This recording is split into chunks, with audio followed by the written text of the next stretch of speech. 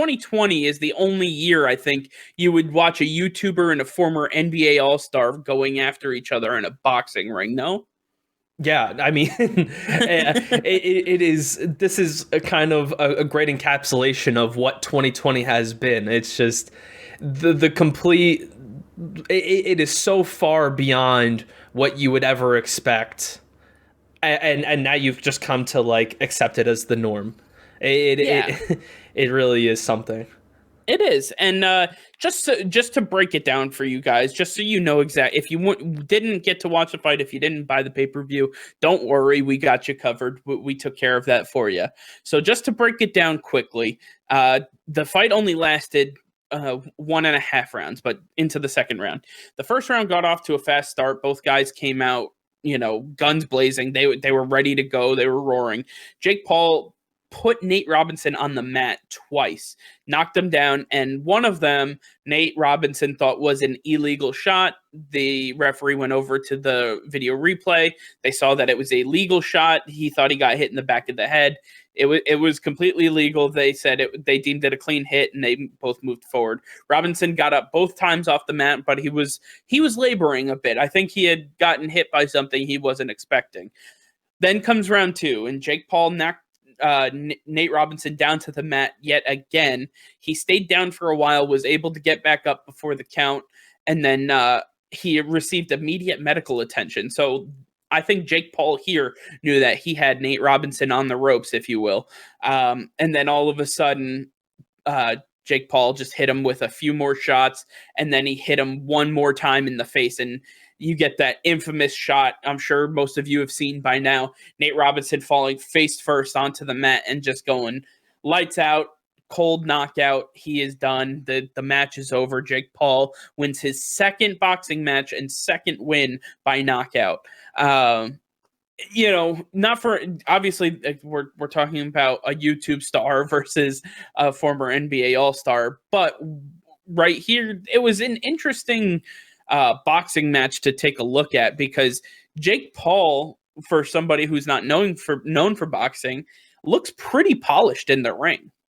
Well, yeah, and I think that comes from previous experience. You know, he has another fight under his belt. He's learned from his brother Logan, who's had multiple fights in the ring. So he's been there. He's done this. This is Nate Robinson's first time, and I think another factor that really needs to be taken into account is the reach advantage for Jake Paul. He is much taller. He has the 3-inch height advantage on Nate Robinson, and then he has a much longer reach advantage than Nate Robinson, which really helped him in this fight. So coupling the experience together with the reach advantage really plays a factor, and this is a lesson for everybody who thinks that they could just step into a boxing ring, and think that this is an easy sport, they can do it.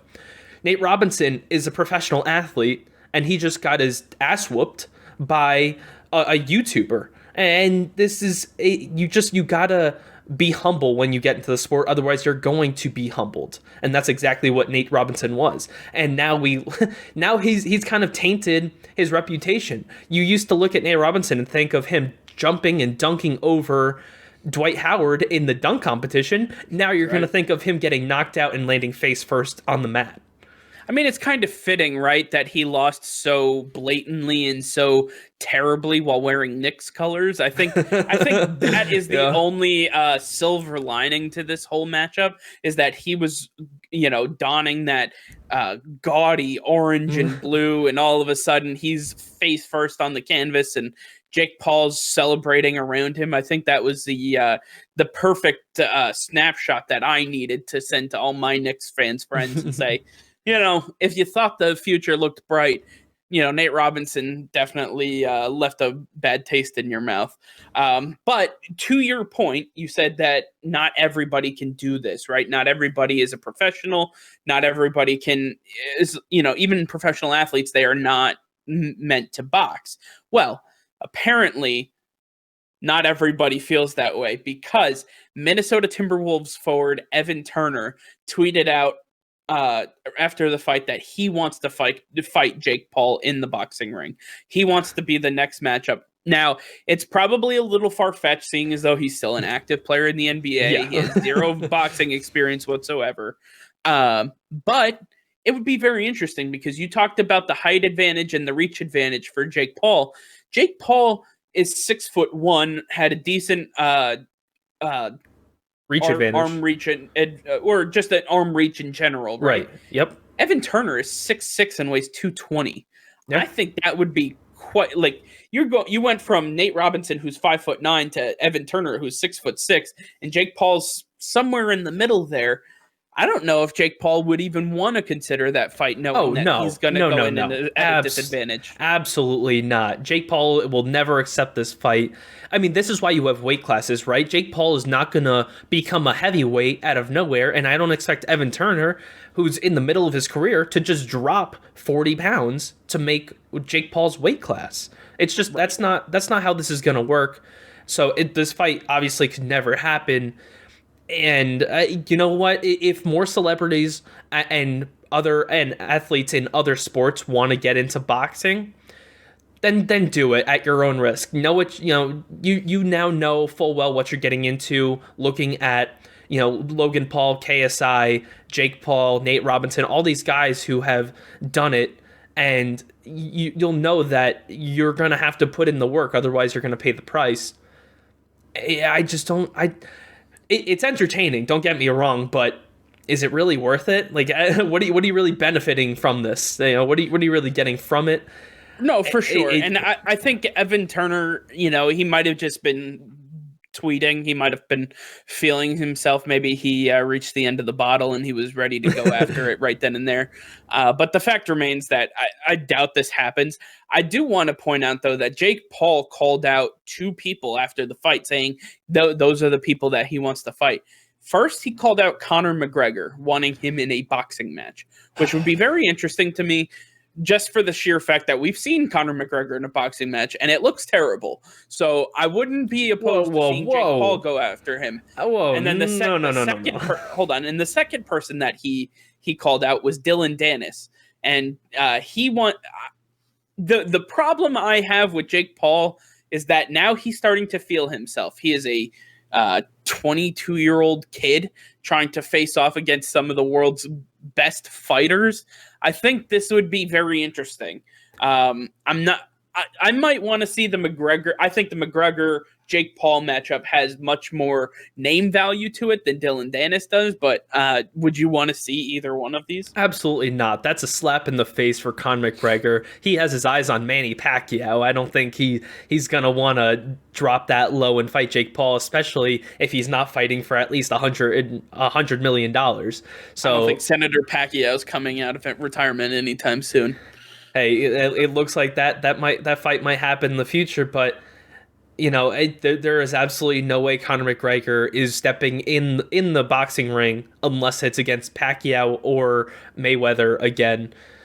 He is still one of the best lightweights in the UFC. I don't think he's going to stoop that low and fight a former YouTuber turned celebrity. It's just. That's not, the world may be crazy, but I don't think it's come to that. Who knows? 2020 might be just the beginning of what we get. Oh, no. Don't tell me this is an entire decade. It starts with 2020 and ends 10 years later. Yeah, this is all right. Well, nonetheless, this was an interesting fight. I think it deserves some recognition. I wanted to definitely bring it up. It was a little more of a fun topic for us rather than a serious one. Moving to a more serious one, but still a fun one nonetheless. Mike Tyson versus Roy Jones Jr. was the headline on this card. They were the main event. This was what was hyped up, ready to go. Everybody who bought the pay-per-view was looking to see what I believe 52-year-old Mike Tyson was 54. Able to do. 54. And I have to say it disappointed. It disappointed. Yeah. Oh, yeah. To the point where people who thought this was a hoax are now bragging that, the whole thing was set up and let me just break it down for you. Mike Tyson challenged Roy Jones Jr. to a boxing match. That it was an exhibition. It was an 8-round fight. But the issue is that there was no winner that was announced. And the reason for that is that when once the fight was over, all 8 rounds were done. They went to the judges' scoring cards and they deemed it a draw.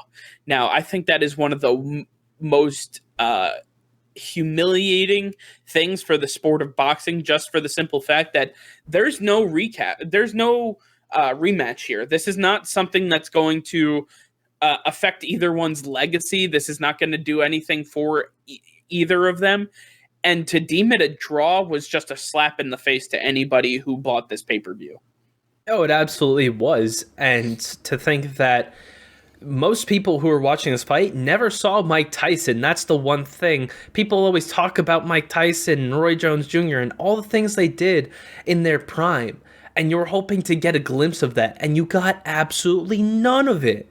And this was just horrific. You could have paid $0, turned on ESPN Plus, watched Anthony Smith, and watched a much better fight that only lasted a minute and 30 seconds. I mean, it's unbelievable how painful this fight was to watch, how bad it made them look, and now you make the current generation think that these guys were overhyped in their prime, if this is what they're putting out at this age.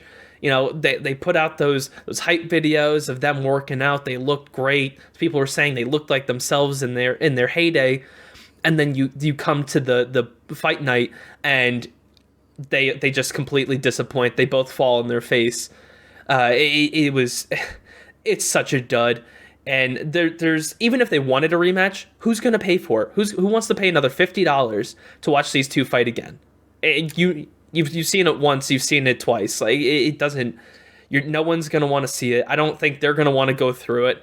They're probably exhausted still after that, going 8 rounds. I think that's the issue, right? Is that Mike Tyson and Roy Jones Jr., they put out these clips and everybody's like, oh, they look great. Yeah, until they have to fight 8 rounds, and then they're like, the fuck, I retired 20 years ago for a reason.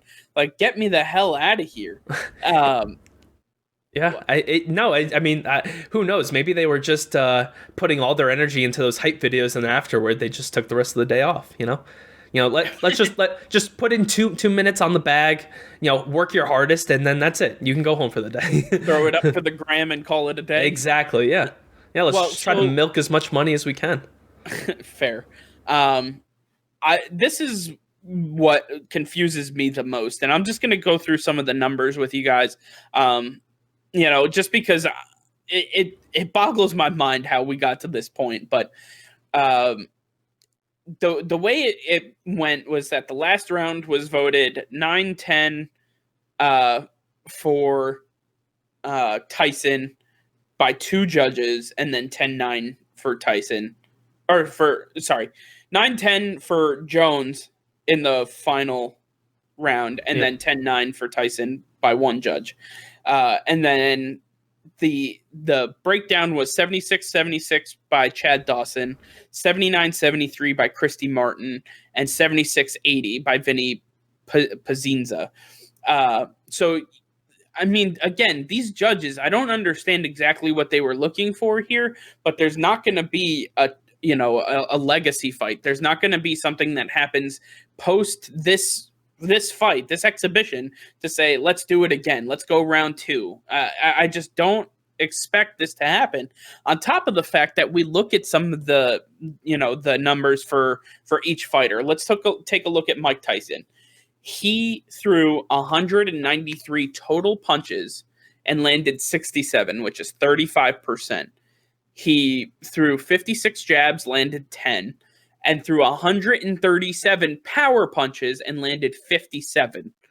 He landed 57 power punches at 42% clip. On the other side, Roy Jones, he threw 236 punches and only landed 37, 9 of which were jabs, 28 of which were power punches. 151 power punches and 85 jabs total for Roy Jones Jr. He hit at a 16% clip. 16! What was he doing? Just swinging at the air and hoping to God that he landed a chin? Yeah. I don't exactly understand what the hell was going on here. No, yeah, these numbers are a joke, and they tell the entire story. This is a boring fight. It didn't show up. It didn't stand up to the hype, and you're left disappointed. These numbers are all you need to know. And I applaud every single person who opted to not watch this fight because you saved your time, the most valuable thing that everyone has. And everybody who paid for this not only wasted their money, but wasted all of that time watching this fight. I mean, Right. this is such.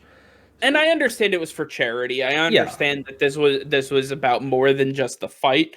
But the fact remains that Tyson clearly won this fight, and the judges, quote unquote, robbed him by calling it a draw. I don't understand what their thinking process. But does it even matter? Does it even matter what the outcome was? That it was a draw? This fight was a dud. Like the amount of punches, the amount of landed punches. I'd like to see the correct outcome being called. There's no reason to call it a draw. That's what I said before. Listen, it doesn't do any. It's a smack in the face, but really, what does it do for either of them? Nothing. Whether they win or lose, it does nothing. So leave it as a draw. They can both keep their dignity. You know, it wasn't a pleasant fight to watch for anybody. It probably wasn't. You know, I can say one positive thing. The only positive thing, besides the fact that this raised a ton of money for charity, is the fact that Snoop Dogg sounded great as the announcer.